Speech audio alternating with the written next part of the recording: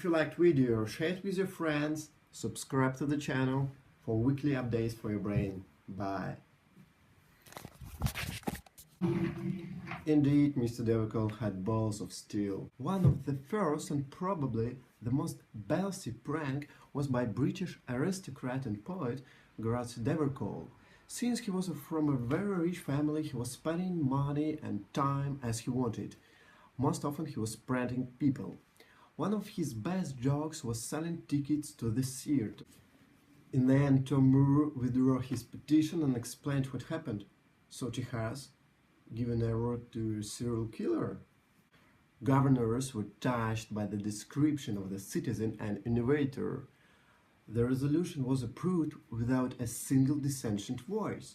To truly understand what happened, you have to know two minor details. First of all, Albert was a citizen of Massachusetts. It's not Texas, so Texas could not give him an award in the first place. Secondly, Albert de Salver was also known as the Boston Strangler. Mr. Moore was very annoyed that governors approve laws without even reading them. His name was Tom Moore, and his prank consisted of convincing Texas Parliament to give an award to a serial killer. There are many amazing prankers around the world, and one of them can even challenge Richard Branson. Though, because in addition to the second pilot, he brought on board short people dressed like an aliens and a lot of dry ice. And it just for the prank. I'm not kidding. Then an alien came out of the smoke. Look.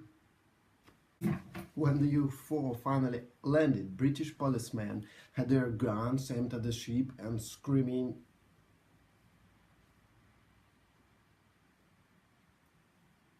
"Everybody, hands in the air!"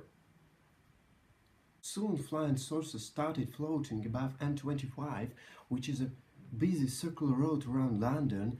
As you may expect, the traffic came to a halt. Drivers started leaving their cars and running to the closest telephone to call police. Remember, it was 1989, no iPhones yet. What a guy. What beats it all, though, is how he once convinced all London that aliens are real. Most of tricks are meaningless deception, but some of them are made with soul and dedication. It still doesn't mean that you will not be arrested for repeating them. Oh, yes? There is a very thin boundary between pointless sadism and ingenious prank. This is probably why many of us are trying to avoid jokes on 1st of April, just like, "Your back is white?" Pay attention to the details, though. License plate were saying IHTFP, apparently standing for "I had this fucking place." Inside the car there was a mannequin with a bag of donuts. Still, this is nothing compared to something that was found one morning on the rooftop. As if there were any technologies back then. Anyway, you will remember this place not because of your history lessons, but because once, yep, Dima, in 1861,